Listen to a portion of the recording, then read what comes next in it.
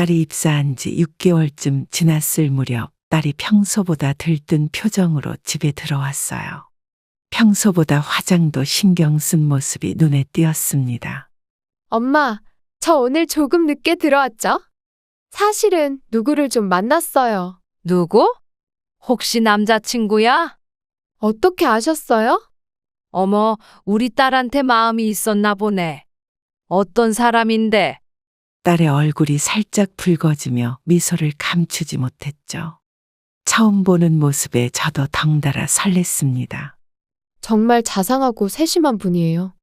그래? 엄마는 네가 좋은 사람 만났으면 좋겠다. 너무 서두르지 말고 천천히 알아가렴.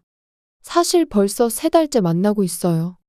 말씀드리기 전에 제가 확신이 들 때까지 기다렸어요. 그 말을 듣고 놀랐지만 딸의 행복한 표정을 보니 더 묻지 않았어요. 딸이 이제 제 삶의 주인으로 성장한 것 같아 뿌듯했습니다. 다음에 시간 되면 엄마한테도 소개시켜 줄래? 물론이죠. 그분도 저한테 어머니 꼭 뵙고 싶다고 하셨어요. 아, 그리고 이번 주말에 같이 영화 보러 가기로 했는데. 괜찮아. 엄마는 집에서 드라마나 볼게. 데이트 잘 다녀와. 딸이 웃으며 저를 꼭 안아줬죠. 한편으로는 기쁘면서도 딸을 빼앗긴 것 같은 묘한 기분이 들었습니다. 몇 주 후 딸이 휴대폰을 보여주며 남자친구와 찍은 사진을 보여줬어요. 어머, 정말 잘생겼네. 키도 크고 눈매도 부드러워 보이는구나. 그쵸? 성격도 정말 좋아요. 지난주에는 제가 야근할 때 회사 앞으로 저녁 도시락도 가져다 주셨어요. 진짜 자상한 사람이네. 그런데 나이는 어떻게 되는데? 저보다 3살 많아요. 이제 막 팀장으로 승진하셨대요. 그렇게 딸의 연애 이야기를 들으며 시간이 흘렀어요. 딸의 표정에서 행복이 느껴질 때마다 저도 따라 기뻤습니다. 어느 날 저녁 딸이 조금 긴장한 표정으로 말을 꺼냈죠. 엄마, 이번 주말에 시간 되세요? 제가 그분이 정식으로 인사드리고 싶대요. 그래? 그럼 맛있는 거 준비해 놓을게. 몇 시쯤 올 거니? 아, 저희가 좋은 식당 예약했어요. 엄마 모시러 올게요. 그 순간 딸이 정말 어른이 되었다는 생각이 들었어요. 이제는 제 날개로 세상을 날아다니는 딸을 바라보며 자랑스러움이 가득했습니다.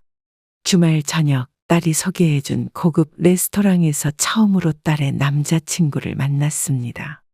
정장을 단정하게 차려입은 모습이 첫인상부터 좋았어요. 처음 뵙겠습니다, 어머님. 저는 정민우라고 합니다. 반가워요. 우리 딸이 많이 얘기했어요. 맛있는 식사 준비했으니 편하게 드세요. 제가 이 레스토랑 셰프와 친분이 있어서 특별 코스를 부탁했습니다.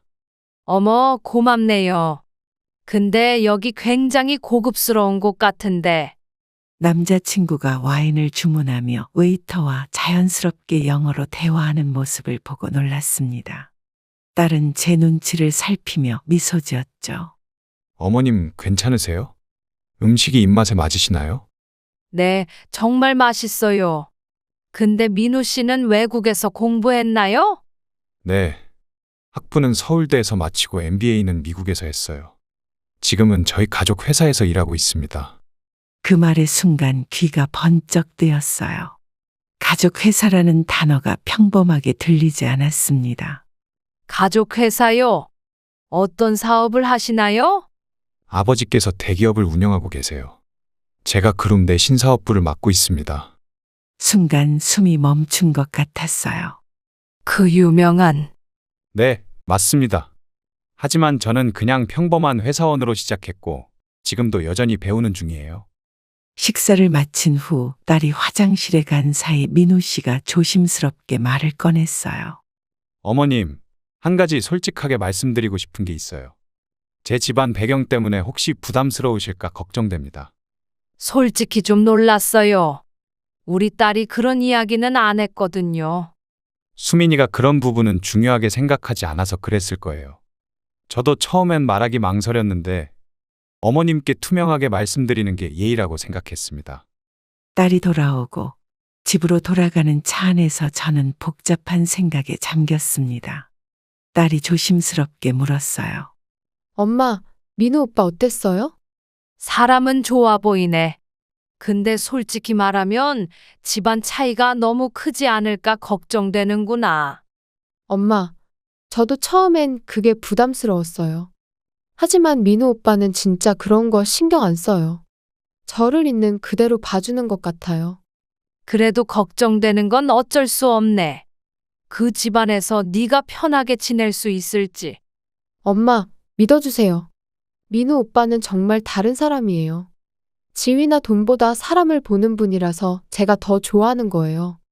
딸의 진심 어린 눈빛을 보며 안심하려 했지만 마음 한구석에는 여전히 불안함이 자리 잡았습니다.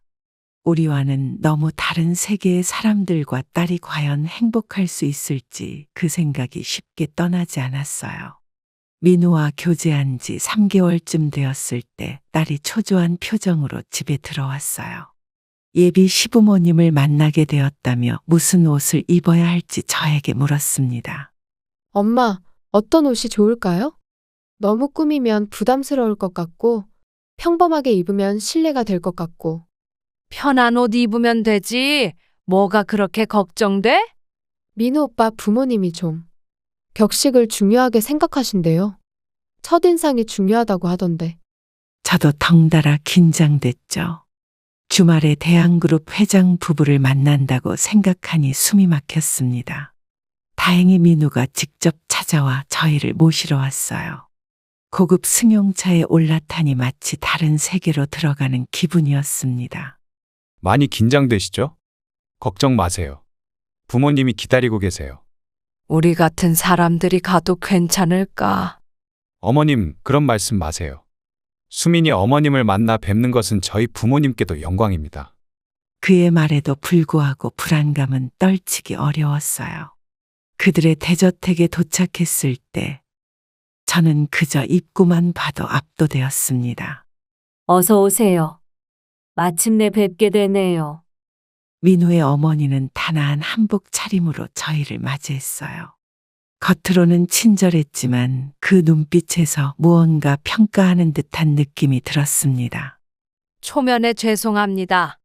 저희 같은 사람들이 이런 큰 저택에 방문해서. 아니에요. 편하게 생각하세요. 민우가 많이 얘기했어요. 거실로 안내받아 자리에 앉았는데 식탁에 놓인 고급 닭이 세트와 프랑스 디저트들이 눈에 띄었죠. 수민 어머니는 어떤 차를 즐기세요? 홍차, 녹차, 아니면 허브티가 좋으신가요? 아, 저는 그냥 보통 보리차를 마셔요. 그 말을 듣자 예비 사부인의 표정이 잠시 굳었다가 금방 미소 지었어요. 그러시군요. 민우야, 부엌에 있는 보리차 좀 가져오렴. 딸이 예비 사부인과 대화를 나누는 동안 저는 방 안의 값비싼 미술품들을 보며 압도되었습니다. 예비 사돈이 들어오자 긴장이 더 고조됐어요. 민우가 늘 칭찬하던 분이시군요. 우리 아들이 첫 연애라 많이 서툴 텐데 잘 지도해 주세요. 아니에요. 저희 딸이 오히려 많이 배우고 있습니다. 수민 씨가 어떤 대학을 나왔다고 하던가. 지방 국립대학교요. 아, 그렇군요. 요즘 그쪽도 인재가 많이 나온다고 하더군요. 그 말에 담긴 미묘한 뉘앙스가 마음을 불편하게 했어요. 민우는 부모님의 말에 몇 번이고 제지하려 했지만 그들의 태도는 계속됐습니다. 차를 마시며 이야기를 나누는 동안 예비 사부인의 질문들이 점점 사적인 영역으로 들어갔어요. 수민 어머니는 어떤 일을 하고 계신가요? 지금은 동네 슈퍼마켓에서 일하고 있어요. 아, 그렇군요. 우리 민우가 마음이 넓어서 다행이네요. 집으로 돌아오는 차 안에서 딸은 조용했어요. 민우가 계속 미안하다며 사과했지만 이미 분위기는 어색해져 있었습니다. 엄마, 괜찮으세요? 너무 불편하셨죠? 괜찮아. 그건 그렇고 네가 앞으로 저런 환경에서 편하게 지낼 수 있을지 걱정되는구나. 예비 시부모님과의 만남 이후로 2달이 지났을 무렵 딸과 민우가 함께 저희 집을 찾아왔습니다. 두 사람의 표정이 특별해 보여 무슨 일인지 궁금했어요. 엄마, 저희가 오늘 중요한 얘기가 있어서 왔어요. 무슨 일이니? 혹시 민우가 정중하게 고개를 숙이며 말을 꺼냈습니다. 어머님, 제가 수민이에게 청혼했습니다. 허락해 주시겠어요? 어머나, 정말 딸이 환하게 웃으며 왼손을 내밀었어요. 다이아몬드 반지가 손가락에서 빛나고 있었죠. 어제 저녁에 프로포즈 받았어요. 호텔 루프탑에서요. 꽃길도 만들어주고 바이올린 연주자도 불러주고. 축하한다. 정말 기쁘구나. 근데 결혼은 언제쯤 생각하고 있니? 민우가 조심스럽게 대답했어요. 저희 아버님께서 다음 달 말에 좋은 날이 있다고 하셔서 괜찮으시다면 그때로 생각하고 있습니다. 다음 달이라고? 그렇게 갑자기. 아버지께서 해외 일정이 많으셔서 그 시기가 가장 좋다고 하셨어요. 그리고 민우가 말을 잠시 멈추고 딸을 바라보았습니다. 딸이 대신 말을 이어갔어요. 엄마, 사실 결혼 준비는 다 민우 오빠네 해서 해주신대요. 엄마가 부담 가질까봐 걱정했는데. 무슨 소리니? 딸 결혼인데 내가 뭐라도 해야지. 민우의 어머니가 전화로 연락이 왔다며 민우가 자리를 잠시 비웠을 때 딸에게 물었어요. 정말 그쪽에서 모든 걸 다 준비한다는 거니? 네, 예비 시어머니가 그러시더라고요. 그쪽 집안 체면도 있고 엄마 부담도 덜어드리고 싶다고. 그 말에 마음이 무거워졌죠. 딸의 결혼을 남의 집에서 모두 준비한다는 것이 자존심이 상했습니다. 다음 날 예비 사부인이 직접 찾아왔어요. 고급 차에서 내리는 모습이 동네 사람들의 시선을 끌었습니다. 앉으세요. 차라도 드릴까요? 감사합니다만 괜찮아요. 결혼 준비 때문에 찾아왔어요. 제가 뭐라도 도울 일이 있을까요? 실은 저희가 모든 결혼 준비를 맡으려고 해요. 유명 웨딩홀도 예약했고 신혼여행도 몰디브로 준비했어요. 그래도 저도 뭐라도 해야. 수민 어머니, 솔직히 말씀드리자면 저희 집안 체면이 있어요. 회장님 아들 결혼인데 소문이 날까봐. 그 말에 가슴이 찔렸어요. 제가 그들 눈에는 그저 부끄러운 존재였나 싶어 서글펐습니다. 그럼 하객은 어떻게 할까요? 저희 쪽 친척도 초대해야 하는데. 물론이죠. 리스트 주시면 저희가 초대장 보내드릴게요. 그런데 너무 많지 않게 부탁드려요. 돌아가는 그녀의 뒷모습을 보며 딸에게 전화를 걸었죠. 수민아, 정말 이렇게 해도 괜찮은 거니? 엄마, 저도 처음엔 당황스러웠어요. 근데 민우 오빠가 그러더라고요. 어머님 마음 편하게 해드리고 싶다고. 그래도 내가 아무것도 안 하는 게 맞는 걸까? 엄마, 괜찮아요. 이해해주세요. 그분들 방식이 그런 거니까. 전화를 끊고 창밖을 바라보며 생각했어요. 이제 정말 딸이 다른 세계로 가는구나. 내가 더는 딸에게 도움이 되지 못하는 세계로. 결혼식 당일, 저는 대형 특급 호텔 로비에 들어서는 순간부터 압도됐습니다. 화려한 꽃장식과 레드카펫 곳곳에 서 있는 직원들의 모습이 마치 영화 속 장면 같았어요. 어머님, 이쪽으로 오세요. 신부 어머니 대기실로 안내해드리겠습니다. 감사합니다. 식이 시작되기 전 딸이 웨딩드레스를 입고 대기실에 들어왔습니다. 눈부시게 아름다웠지만 눈가에는 약간의 피로가 보였어요. 엄마, 어떠세요? 제 모습이. 너무 예쁘다. 공주님 같구나. 엄마가 준비한 한복은 어디 있어요? 아, 그게 여기서 준비한 걸 입으라고 해서. 딸의 표정이 잠시 흐려졌지만 곧 웃음을 되찾았습니다. 괜찮아요, 엄마. 오늘은 즐겁게 보내요. 결혼식장은 500명 이상이 모인 대형 연회장이었어요. 제가 초대한 친척과 지인들은 겨우 30명 정도였죠. 나머지는 모두 민우 집안의 인사들이었습니다. 김 여사님, 이쪽이 수민 어머님이십니다. 아, 반갑습니다. 수민 씨가 정말 복 받았네요. 우리 회장님 며느리가 되다니. 사람들의 인사를 받으며 저는 점점 작아지는 기분이었어요. 모두가 저를 회장님 며느리 어머니로만 보는 것 같았습니다. 식이 진행되는 동안 예비 사돈이 건넨 축사가 특히 기억에 남았어요. 오늘 우리 아들이 배경은 비록 화려하지 않지만 순수하고 착한 수민이를 만나 행복한 가정을 이루게 되었습니다. 우리 그룹은 항상 인재를 발굴하는 데 힘써왔고 이번에도 좋은 며느리를 맞이하게 되어 기쁩니다. 그 말을 들으며 가슴이 아팠어요. 배경은 비록 화려하지 않지만이라는 표현이 마치 저희를 동정하는 것 같았습니다. 피로연 중에 민우의 어머니가 다가와 속삭였어요.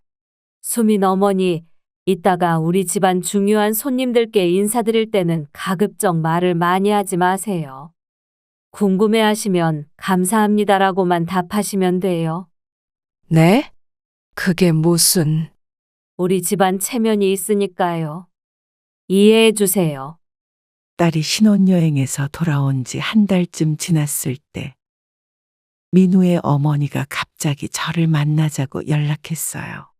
동네 카페보다는 시내 고급 호텔 라운지로 와달라는 요청에 긴장되었지만 딸과 관련된 일이라 서둘러 나섰습니다. 오래 기다리셨어요? 먼저 와서 자리 잡고 있었습니다. 아니에요. 제가 일찍 도착했네요. 무슨 일로 갑자기 만나자고 하셨나요? 실은 제안 드릴 게 있어서요. 저희가 강남에 새로 인수한 레스토랑이 있는데 호텔 직원이 다가와 음료를 권했어요. 사부인 에스프레소를 주문하고 저에게도 물었습니다. 저는 그냥 녹차로 주세요. 녹차요? 여기 프랑스에서 공수한 티 컬렉션이 유명한데 아, 괜찮습니다. 녹차로 주세요. 직원이 자리를 뜨자 그녀는 다시 본론으로 돌아왔어요.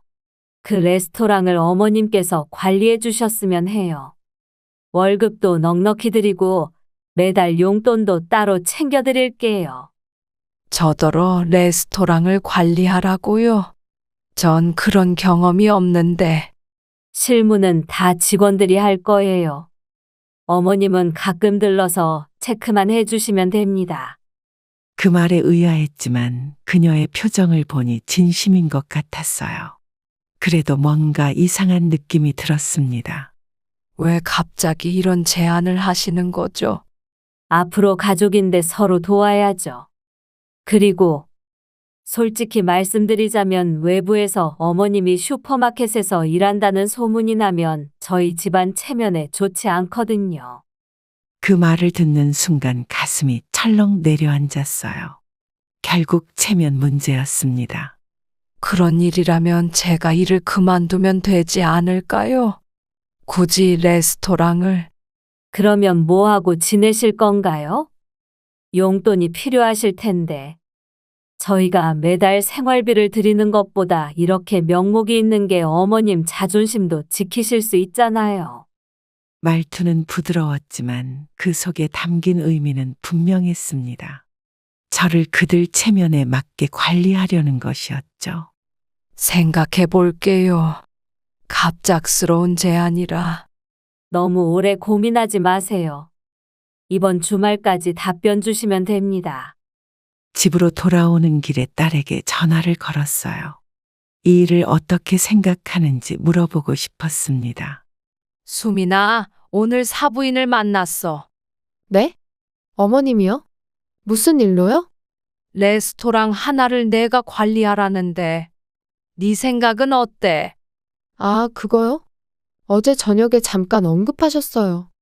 엄마가 편하게 일하면서 용돈도 벌 수 있게 배려해 주신다고. 그게 정말 배려일까? 아니면 그냥 체면 때문에? 엄마, 너무 부정적으로 생각하지 마세요.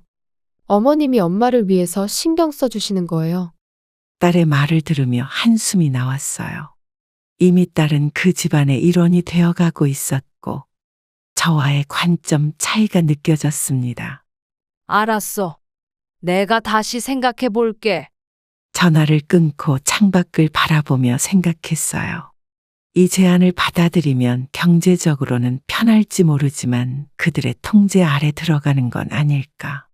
하지만 거절하는 것도 딸의 입장을 어렵게 만들 수 있어 쉽게 결정할 수 없었습니다.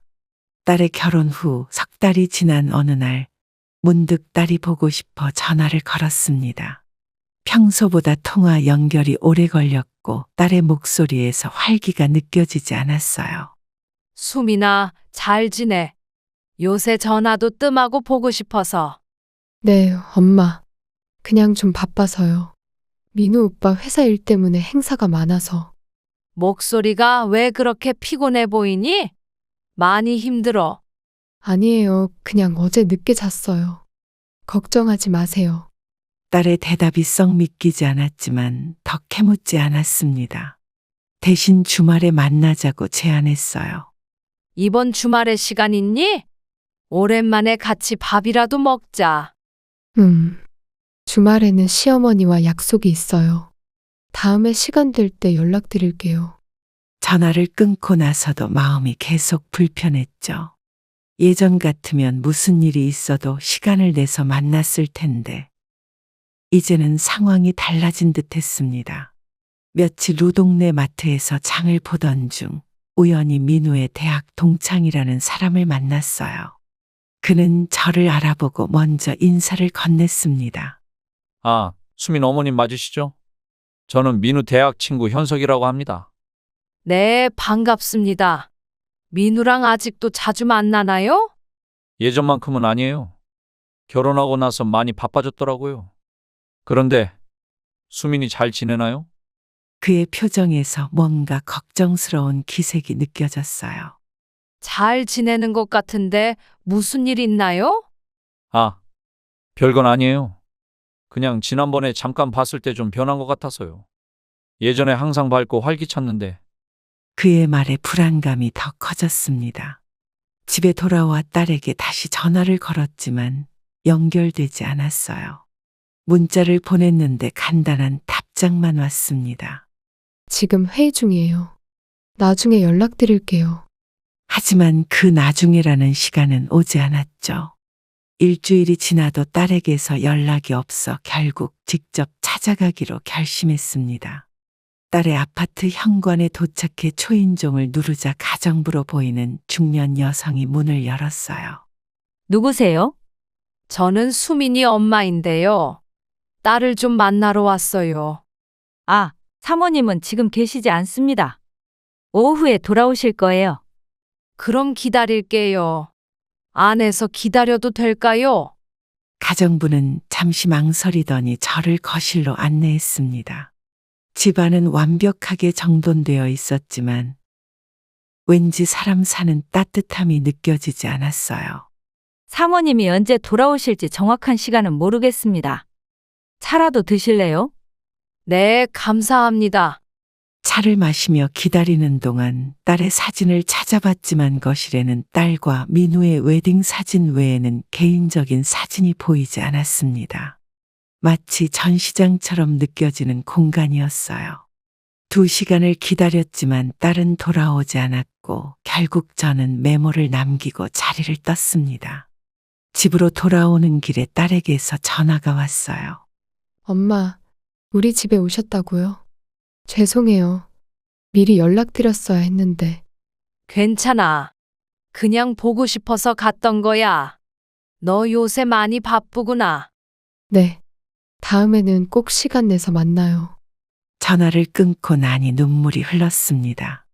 딸의 목소리에서 무언가 숨기는 듯한 느낌이 들었고 예전에 친근했던 관계가 점점 멀어지는 것 같아 마음이 아팠어요.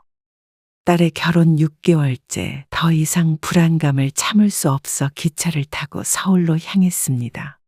며칠 동안 전화도 받지 않고 문자에도 짧게만 답하는 딸이 너무 걱정됐어요. 창밖으로 지나가는 풍경을 바라보며 마음은 이미 딸의 집에 가 있었습니다. 부귀영화를 누리며 행복하게 살 줄 알았던 딸이 이상하게 변한 이유가 무엇일까 생각하니 가슴이 쓰렸어요. 수민아, 엄마야. 지금 서울로 가는 중이야. 오후에 네 집에 도착할 것 같아. 메시지를 보냈지만 답장은 오지 않았습니다. 서울역에 도착해 택시를 타고 강남의 고급 아파트 단지로 향했어요. 초인종을 누르자 한참 후에야 문이 열렸습니다. 엄마, 갑자기 어쩐 일이세요? 문을 연 딸의 모습에 저는 충격을 받았어요. 살이 심하게 빠져 얼굴이 헬쑥했고 생기 넘치던 눈빛은 사라진 채 창백한 얼굴만 남아 있었습니다. 옷으로 가려진 팔에 멍이 있는 것도 순간적으로 보였어요. 수민아, 이게 무슨 일이니? 왜 이렇게 야위었어? 아, 그냥 요새 좀 바빠서요. 식사할 시간이 불규칙해서 그래요. 딸은 억지 웃음을 지으며 저를 안으로 안내했습니다. 집안은 깨끗했지만 어딘가 차갑고 삭막한 느낌이 들었어요. 벽에 걸린 대한그룹 가족 사진에는 딸이 경직된 표정으로 앉아 있었습니다. 거실에 앉아 차를 마시며 조심스럽게 물었어요. 갑자기 찾아와서 미안하다며 대화를 시작했습니다. 수민아, 솔직히 말해봐. 결혼 생활이 어때?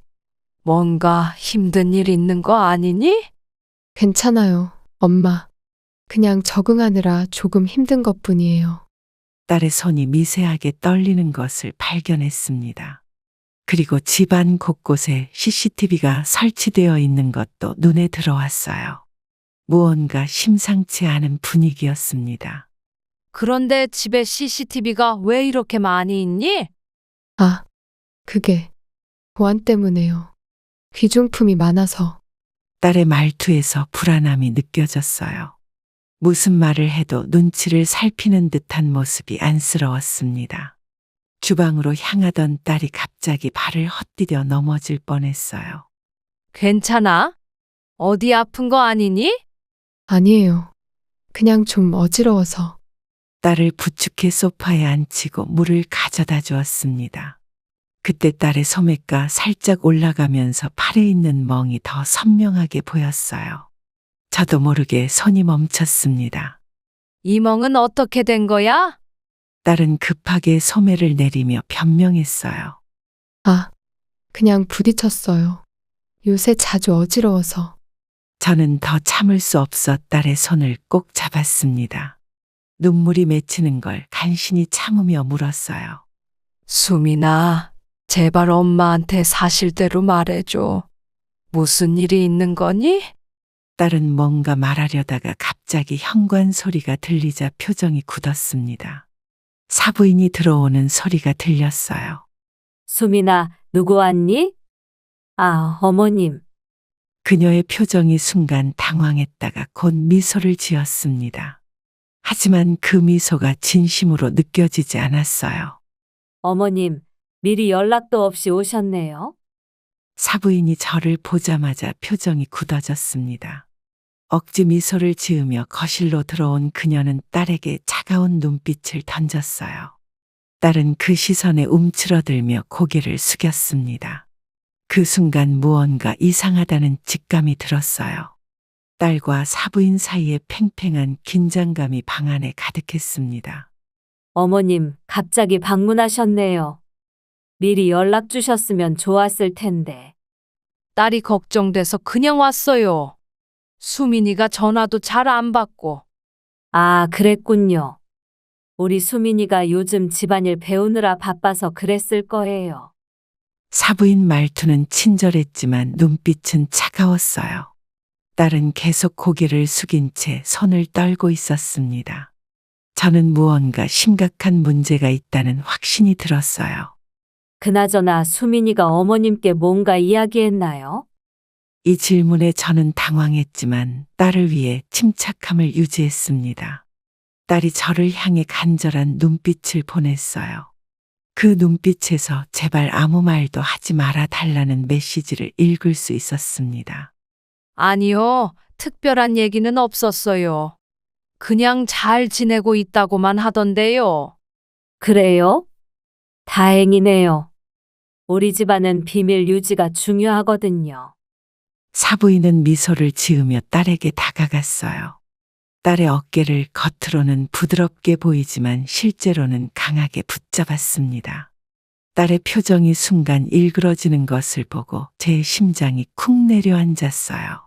수민아, 어머니 모시고 차라도 준비해드리렴. 네, 어머님. 딸이 부엌으로 가자 사부인이 저에게 낮은 목소리로 말했습니다. 그 말투에서 숨겨진 위협이 느껴졌어요. 어머님, 솔직히 말씀드리자면 너무 자주 오시는 건 좋지 않아요. 수민이가 이제 우리 집안의 규칙에 적응해야 하는데 어머님이 자주 오시면 혼란스러워할 수 있거든요. 규칙이요? 어떤 규칙인데요? 모든 집안에는 그들만의 방식이 있잖아요. 특히 우리 같은 집안은 오랜 전통과 예의 범절이 중요하고요. 저는 속에서 끓어오르는 분노를 억누르며 딸이 돌아오기를 기다렸습니다. 딸이 떨리는 손으로 차를 들고 나왔을 때 그녀의 눈에 눈물이 고여 있는 것을 발견했어요. 사부인은 차를 받으며 딸의 손을 꽉 쥐었습니다. 조심해, 쏟지 않게. 어제도 실수했잖니. 죄송합니다, 어머님. 딸의 작은 목소리가 저를 더욱 불안하게 만들었어요. 딸이 다시 자리에 앉자 저는 자연스럽게 팔의 멍에 대해 물어봤습니다.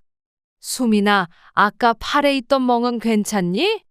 딸이 순간 얼어붙었고 사부인의 눈빛이 날카로워졌어요. 방 안의 공기가 순식간에 얼어붙은 듯 했습니다. 멍이요? 아, 그냥 문에 부딪혔어요. 별일 아니에요. 사부인이 웃으며 말을 받았지만 그 웃음 속에 숨겨진 위협을 느낄 수 있었어요. 우리 수민이가 요즘 자꾸 어딘가에 부딪히네요. 조금 더 조심해야 할 텐데. 저는 더 이상 참을 수 없어 딸에게 직접 물었습니다. 제 목소리가 약간 떨렸지만 단호함을 유지했어요. 수민아, 정말 괜찮은 거니? 무슨 일이 있으면 엄마한테 말해도 돼. 딸과 사부인은 자리를 비운 틈을 타서 집안을 조금 둘러보기로 했습니다. 어딘가 이상한 점이 있을 거란 직감이 들었어요. 조심스럽게 방들을 살펴보다가 서재로 보이는 곳에 들어섰을 때 책상 위에 놓인 이상한 약병들이 눈에 띄었습니다. 전문의약품처럼 보이는 약들이 여러 종류 있었어요. 엄마, 거기서 뭐 하세요? 놀라서 뒤돌아보니 딸이 창백한 얼굴로 서 있었습니다. 눈에는 공포가 가득했어요. 이 약들은 뭐니? 왜 이렇게 많은 약을 먹고 있는 거야? 그냥 체력 보충용 영양제예요. 요즘 몸이 좀 약해져서. 딸의 떨리는 목소리에 무언가 숨기고 있다는 것이 분명했어요. 약병 하나를 집어들었더니 딸이 급하게 달려와 제 손에서 빼앗았습니다. 엄마, 제발 아무것도 만지지 마세요. 어머님이 알면 화내실 거예요. 이 말에 저는 더욱 의심스러워졌습니다. 딸의 손을 잡고 진실을 물었어요. 수민아, 이게 도대체 무슨 일이니? 이 약들은 정말 영양제가 아닌 것 같은데? 딸은 주변을 살피더니 문을 살짝 닫고 낮은 목소리로 말했습니다.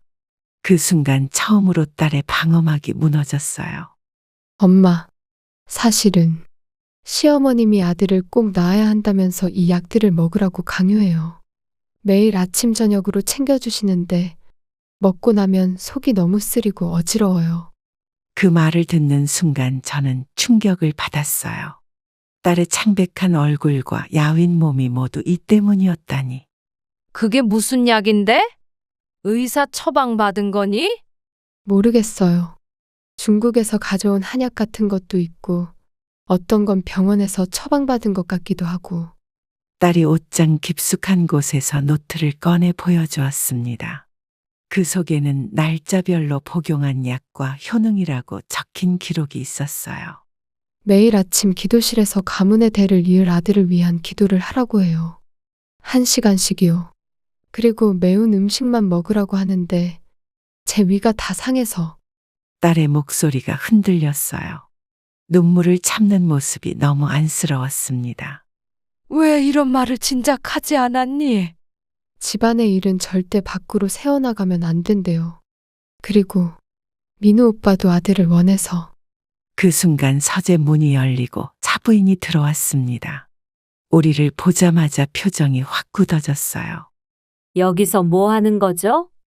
이 방은 사적인 공간인데. 사부인 눈이 노트에 꽂혔고 순간 얼굴색이 변했습니다. 딸의 손에서 노트를 낚아채며 싸늘한 목소리로 말했어요. 수민아, 이런 개인적인 것들을 남에게 보여주면 어떡해? 남이요? 전 수민이 엄마예요. 어머님, 우리 집안의 일은 우리 식구들끼리만 알아야 합니다. 이건 우리 가문의 전통이니까요.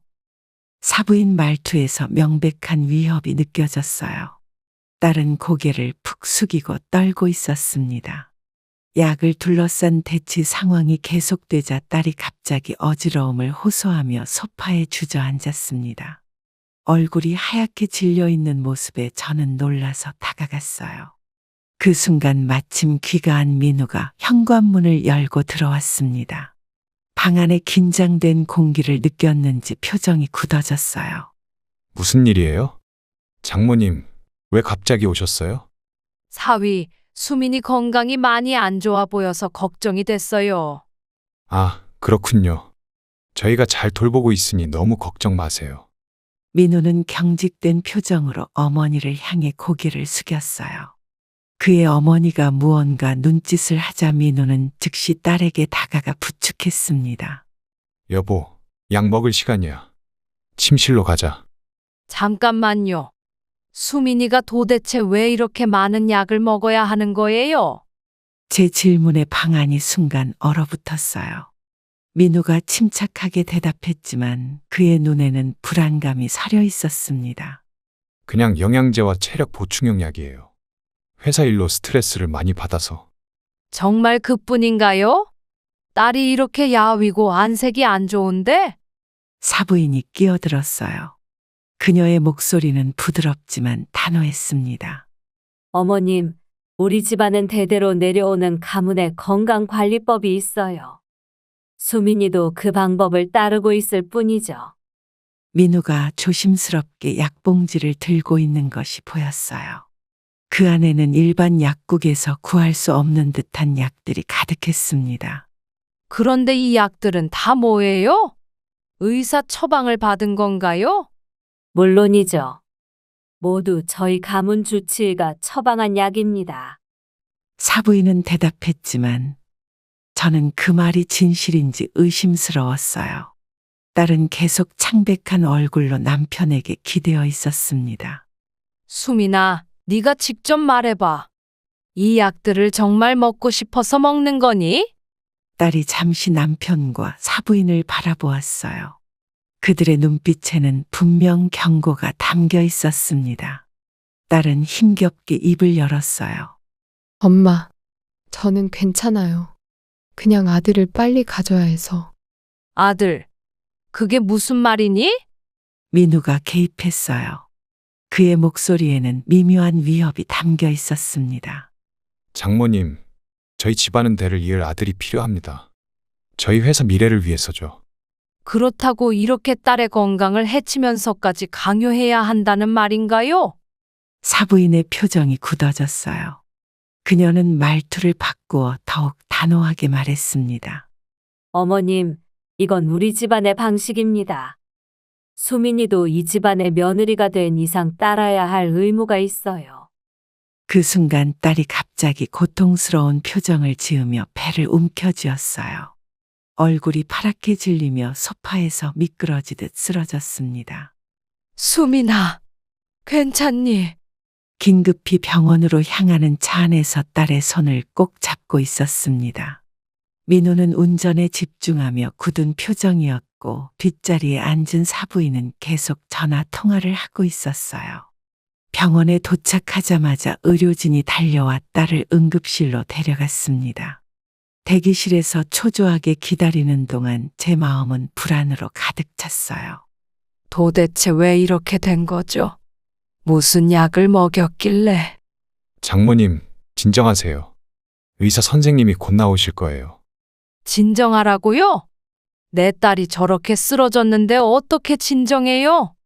민우는 대답 대신 고개를 숙였습니다. 그의 어머니는 여전히 담담한 표정으로 앉아 있었어요. 그녀의 침착함이 오히려 소름 끼치게 느껴졌습니다. 1시간 후, 의사가 나와 저희에게 다가왔어요. 그의 표정이 심각해 보였습니다. 환자 가족분들 맞으신가요? 안타깝게도 환자분이 유산하셨습니다. 유산이요. 임신한 것도 몰랐는데.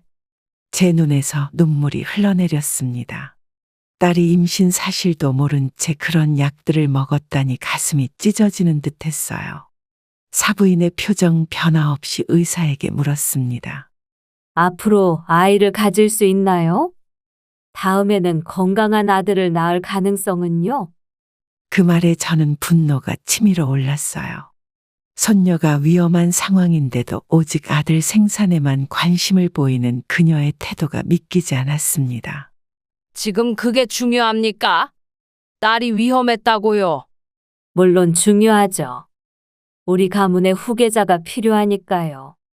민우도 사부인의 말에 동조하듯 고개를 끄덕였어요. 그 순간 저는 딸이 얼마나 외롭고 두려웠을지 깊이 깨달았습니다. 의사가 돌아간 후 저는 민우와 사부인에게 단호하게 말했어요. 이제 그만두세요. 딸을 데려갈 겁니다. 무슨 말씀이세요? 수민이는 저희 며느리입니다. 며느리가 아니라 제 딸이에요. 이렇게 학대하면서 데리고 있을 순 없어요. 민우가 갑자기 강경한 태도로 나왔습니다. 그의 눈빛에는 전에 없던 차가움이 서려 있었어요. 장모님, 저희 집안의 일에 간섭하지 마세요. 수민이는 이제 저희 가족입니다. 간섭이요. 내 딸이 죽어가고 있는데 그냥 두라고요. 사부인이 민우에게 눈짓을 하자 그는 자리를 떠났어요. 저와 사부인만 남자 그녀가 낮은 목소리로 위협적인 말을 했습니다. 어머님, 솔직히 말할게요. 우리 같은 집안에서는 가문의 평판이 가장 중요해요. 만약 이 일이 밖으로 새나가면 수민이한테도 좋지 않을 거예요. 그게 무슨 말씀이세요? 세상에는 우리 힘이 닿는 곳이 많아요. 어머님도 아시잖아요. 조용히 물러나는 게 서로에게 좋을 거예요.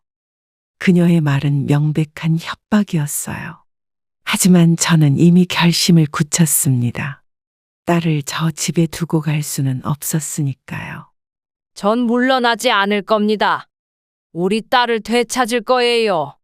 그렇게 나오시겠다면 어쩔 수 없네요. 사부인은 차갑게 미소 지으며 전화를 걸었어요.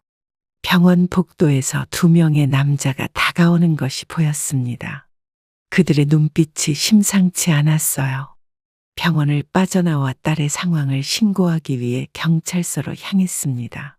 딸이 머무르는 병실에는 민우 집안의 사람들이 지키고 있어 쉽게 접근할 수 없었어요. 택시 안에서 계속 떨리는 손으로 휴대폰을 움켜쥐고 있었습니다. 경찰서에 도착하자마자 접수대로 향했어요. 무슨 일로 오셨나요? 제 딸이 시댁에서 학대를 당하고 있어요. 지금 병원에 입원 중인데 강제로 약을 먹였고 그로 인해 유산까지 했습니다.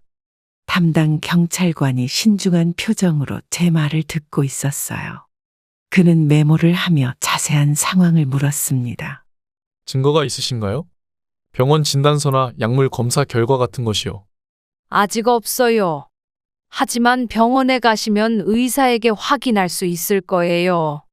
딸의 몸에는 멍도 있고요. 가정폭력은 증거 확보가 중요합니다. 현재 따님을 직접 만나 진술을 들을 수 있을까요? 그게 시댁에서 접근을 막고 있어요. 제가 딸에게 가까이 가지 못하게. 경찰서에서 나온 후 며칠 동안 어떻게든 딸을 구해내기 위한 방법을 찾아 헤맸습니다. 법률 상담소를 찾아가고 가정폭력 상담소에도 연락했지만 증거 없이는 쉽지 않다는 답변뿐이었어요. 저는 변호사 사무실로 찾아갔습니다. 괜찮으세요? 많이 힘들어 보이시는데. 네. 그냥 개인적인 문제예요. 혹시 법적인 도움이 필요하시면 말씀해 주세요. 저는 가정폭력 사건을 주로 맡고 있거든요. 순간 작은 희망이 생겼습니다. 그녀에게 상황을 설명하자 진지하게 들어주었어요. 증거 수집이 중요합니다. 병원 기록이나 약물 성분 분석, 그리고 따님의 증언까지. 변호사와 함께 앉아 고민 끝에 합의를 선택했습니다. 딸을 구하는 것이 가장 중요했고, 지금으로선 그들과 싸워 이길 가능성이 희박했어요. 하지만 그냥 항복하는 것은 아니었습니다. 소연 변호사는 녹음기를 건네며 만약의 상황에 대비하라고 조언했어요. 합의 과정에서 불법적인 내용이 나오면 꼭 녹음하세요. 나중에 증거로 쓸 수 있습니다. 정말 이게 최선일까요? 딸을 위험에 그대로 두는 것 같아서. 지금 당장은 합의하고 딸을 안전하게 데려오는 게 중요해요. 그 다음에 법적 대응을 준비해도 늦지 않습니다. 거액의 합의금과 딸의 자유를 교환하기로 한 계약서를 들고 사돈어른을 다시 만났어요. 그는 호텔 스위트룸에서 여유로운 표정으로 기다리고 있었습니다. 결정하셨군요. 현명한 선택입니다. 네, 하지만 조건이 있어요. 딸을 지금 데려가고 싶습니다. 지금은 어렵습니다. 수민이가 아직 몸이 약해서 병원에 있어야 하거든요. 그럼 적어도 제가 옆에서 간호하게 해주세요. 제 딸인데 그 정도는 허락해 주실 수 있잖아요. 사돈은 잠시 생각하더니 고개를 끄덕였어요. 그의 계산적인 눈빛이 불편했지만 딸에게 접근할 수 있다는 것만으로도 다행이었습니다. 좋습니다. 하지만 병원에서는 저희 직원이 항상 함께 있을 겁니다.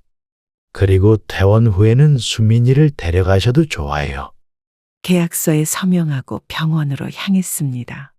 병실에 도착하자 딸은 여전히 창백한 얼굴로 누워 있었어요. 사돈의 지시로 경호원처럼 보이는 사람은 방 밖에서 기다렸습니다. 수민아, 엄마 왔어.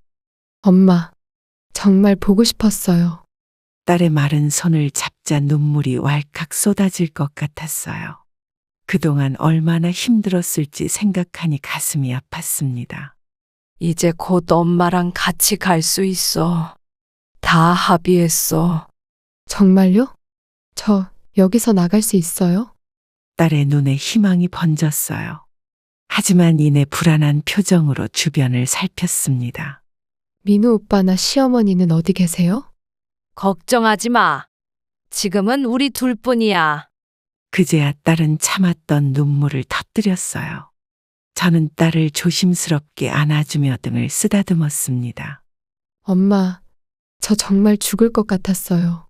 매일 약을 먹이고, 아들 낳으라고 계속 압박하고, 실패할 때마다 혼내고.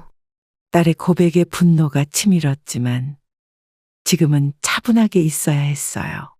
알아. 이제 다 끝났어. 너만 좀 더 건강해지면 우리 함께 떠날 거야. 변호사의 조언대로 몰래 녹음기를 켜고 딸에게 그동안 있었던 일을 자세히 물었어요. 자연스럽게 대화를 유도하며 모든 증거를 확보했습니다. 이런 일들을 왜 진작 말하지 않았니? 말하면 엄마까지 해코지 할까봐 무서웠어요. 그 사람들은 뭐든지 할 수 있는 사람들이에요. 2시간 동안 딸과 이야기를 나누며 차분히 계획을 세웠어요. 퇴원하는 날 곧바로 소연 변호사가 준비한 안전한 장소로 가기로 했습니다. 모든 증거를 확보한 후에야 법적 조치를 취할 수 있을 테니까요. 수민아, 조금만 더 참아. 이제 거의 다 왔어. 네, 엄마. 저도 이제 여기서 나가고 싶어요. 모든 법적 절차가 끝나고 딸과 함께 시골로 내려온 지 한 달이 지났습니다. 소연 변호사의 도움으로 이혼 소송과 가정폭력 고소가 진행 중이었어요. 녹음된 증거와 병원 기록이 결정적 역할을 했지만 여전히 재벌가의 압력에 수사가 지지부진했습니다. 그래도 이제 딸은 안전했고 그것만으로도 감사했어요. 엄마, 창문 좀 열어도 될까요? 신선한 공기가 들어오면 좋을 것 같아요. 그럼 열어. 여기 공기 좋지? 서울과는 다르게 맑고 깨끗해. 창문을 열자 봄바람이 방 안으로 살랑거리며 들어왔어요. 딸의 얼굴색이 조금씩 나아지고 있었습니다. 아직 창백하고 마른 모습이었지만 눈빛에는 생기가 돌아오고 있었죠. 오늘 점심에는 뭐 먹고 싶니? 어제 장에서 산 신선한 채소가 있어. 아무거나 괜찮아요. 엄마가 해주시는 건 다 맛있으니까. 작은 시골집에서의 생활은 허름했지만 평화로웠어요. 대한그룹의 영향력이 미치지 않는 곳을 찾아 이사했기 때문에 안심이 되었습니다. 하지만 가끔씩 딸의 표정이 어두워질 때면 여전히 마음이 아팠어요. 수민아, 뭐 생각하고 있어? 그냥 아직도 가끔 꿈에서 그곳에 있는 것 같아요. 깨면 식은땀을 흘리고. 딸의 말에 저도 모르게 손이 바들바들 떨렸어요. 딸이 겪은 트라우마는 쉽게 치유되지 않을 거란 걸 알았지만 그래도 시간이 약이길 바랐습니다. 변호사님이 내일 오신대. 소송 진행 상황 알려주신다고 하셨어. 정말요? 괜찮을까요? 걱정하지 마. 소연 변호사님이 언론사와도 잘 대응하고 계셔. 저녁을 준비하면서 딸이 작은 텃밭을 보러 마당으로 나갔어요. 햇빛 아래 조심스럽게 걸어가는 뒷모습을 보니 아직은 약해 보였지만 이전보다 많이 나아진 것이 분명했습니다. 갑자기 휴대폰이 울렸어요. 번호를 보니 변호사였습니다. 네, 변호사님. 무슨 일이세요? 좋은 소식이 있어요. 민우 씨 측에서 합의를 제안했습니다. 엄청난 금액의 위자료를 제시했어요. 돈은 중요하지 않아요. 그냥 딸이 자유롭게 살 수 있으면 돼요. 그들도 이제 사건이 확대되는 걸 원치 않는 모양이에요. 언론에 터지면 회사 주가에도 영향이 있을 테니까요. 전화를 끊고 딸에게 이 소식을 전했어요. 딸은 잠시 침묵하다가 조용히 말했습니다. 엄마, 저는 그 돈 필요 없어요. 그냥 평범하게 살고 싶어요. 딸의 머리를 쓰다듬으며 위로해주고 싶었지만 쉽게 손이 가지 않았습니다. 민우의 집안에서 트라우마가 있을 테니까요. 대신 옆에 가만히 앉아 같은 하늘을 바라봤습니다. 엄마, 이제 다시 시작할 수 있을까요? 물론이지. 천천히 네가 원하는 대로 다시 시작하면 돼. 어느 날 아침 딸이 가져온 태블릿에서 뉴스 알림 소리가 울렸습니다. 화면을 보자마자 저는 놀라서 말을 잇지 못했어요. 사위, 민우 가족의 학대 사건이 언론에 대대적으로 보도된 것이었습니다. 기사에는 피해자 신원을 밝히지 않았지만 아들의 가정폭력과 강제 약물 투여 등 충격적인 내용이 상세히 담겨 있었어요. 엄마, 이거 봤어요? 어떻게 된 거죠? 변호사님이 말씀하신 적 없는데 누가 언론에 제보한 걸까? 혹시 다른 피해자가 있었던 걸까요? 저만 당한 게 아니라. 딸의 말에 생각해보니 그럴 가능성이 있었어요. 태블릿을 넘기며 더 많은 기사를 찾아봤습니다. 봐, 여기 전 며느리들도 비슷한 경험을 했다는 증언이 있어. 너만 그런 게 아니었구나. 그럼 저희 전에도 몇 명이나 이런 일을 당했던 거예요. 기사는 계속해서 업데이트되며 사돈의 그룹의 어두운 면을 파헤치고 있었어요. 민우의 할아버지 시절부터 이어져 온 남자 후계자 생산 집착과 이를 위해 며느리들에게 가해진 학대 행위들이 자세히 보도되었습니다. 재산 상속을 위해 대를 이을 아들을 낳으라는 압박이 대대로 이어져 왔다는 내용이었어요. 변호사에게 전화가 왔습니다. 그녀의 목소리는 들떠 있었어요. 뉴스 보셨어요? 이제 대한그룹도 더 이상 숨길 수 없게 됐어요. 네, 방금 봤어요. 그런데 누가 이 정보를 제공한 거죠? 실은 민우 씨의 큰아버지예요. 오랫동안 회사 경영권 다툼이 있었나 봐요. 그분이 회장의 비리를 폭로하면서 이 사건도 함께 터진 거죠. 가족 내 권력 다툼이 결국 이런 결과를 가져왔다니 아이러니했어요. 딸은 충격받은 표정으로 뉴스를 계속 보고 있었습니다. 변호사님, 이제 어떻게 되는 건가요? 보복할까봐 걱정돼요. 걱정 마세요. 이제 그들도 자신들을 지키기 바쁠 거예요. 검찰 수사도 시작됐습니다. 전화를 끊고 딸에게 상황을 설명해 주었어요. 딸의 눈에는 여전히 불안감이 서려 있었지만 어딘가 안도하는 기색도 보였습니다. 이제 우리 정말 안전한 거예요. 더 이상 그 사람들이 찾아오지 않을까요? 그럴 거야. 오후에 마을 사람들이 저희를 보는 눈빛이 달라졌어요. 아직 정확히 누구인지 알지 못했지만 뉴스에 나온 사건의 피해자가 저희가 아닐까 수군거리는 것 같았습니다. 딸은 이런 시선이 불편했는지 집 안에만 있으려 했어요. 수민아, 산책 좀 다녀올래? 신선한 공기 마시면 기분이 나아질 거야. 아니요. 오늘은 그냥 집에 있고 싶어요. 다들 저희를 이상하게 볼 것 같아서. 딸의 불안한 모습을 보며 아직 회복의 길이 멀다는 것을 실감했습니다. 트라우마는 쉽게 치유되지 않는 법이니까요. 하지만 이제 진실이 세상에 드러났으니 조금씩 나아질 거라 믿었어요. 시골로 내려온 지 6개월이 지났을 무렵 딸의 모습에 조금씩 변화가 생기기 시작했습니다. 밖에서 보낸 시간이 늘어나고 마을 도서관에서 아이들에게 책을 읽어주는 봉사활동도 시작했어요. 어느 날 저녁 딸이 책 몇 권을 들고 기분 좋은 표정으로 돌아왔습니다. 오랜만에 보는 활기찬 모습에 저도 마음이 밝아졌어요. 엄마, 오늘 도서관에서 재미있는 일이 있었어요. 제가 동화책 읽어주는 걸 아이들이 정말 좋아하더라고요. 그래? 네가 책 읽는 걸 항상 좋아했으니 잘 맞을 것 같네.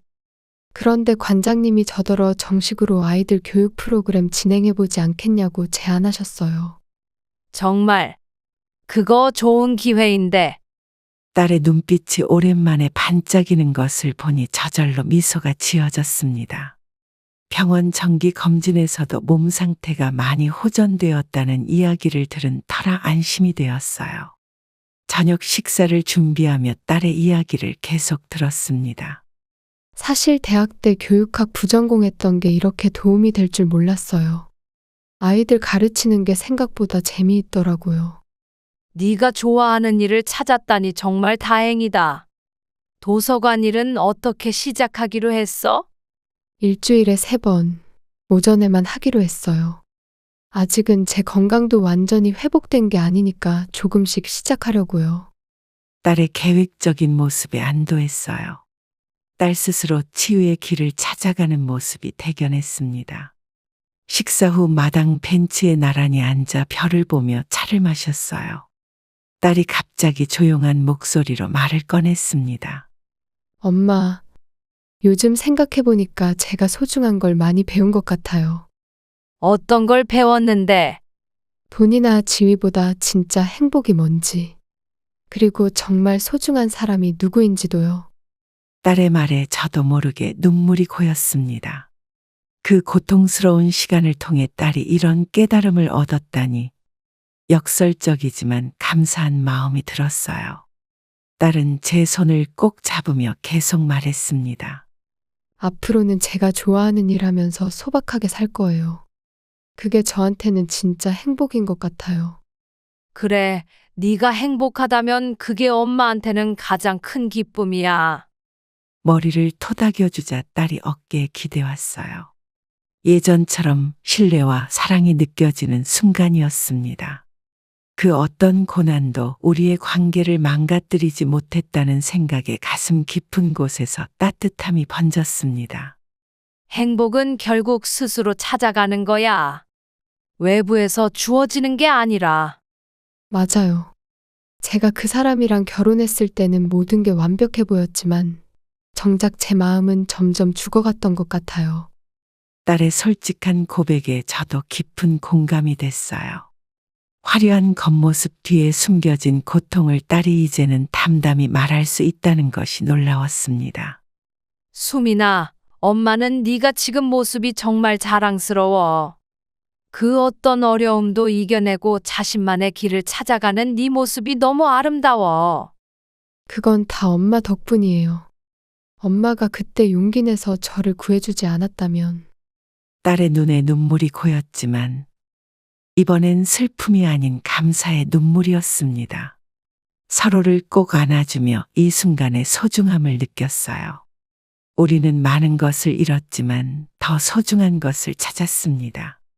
엄마, 내일 도서관에서 신입 자원봉사자들 위한 교육이 있는데 엄마도 한번 와보실래요? 책 정리하는 일인데 엄마도 잘 맞을 것 같아요. 그래, 나도 새로운 시작을 해볼까?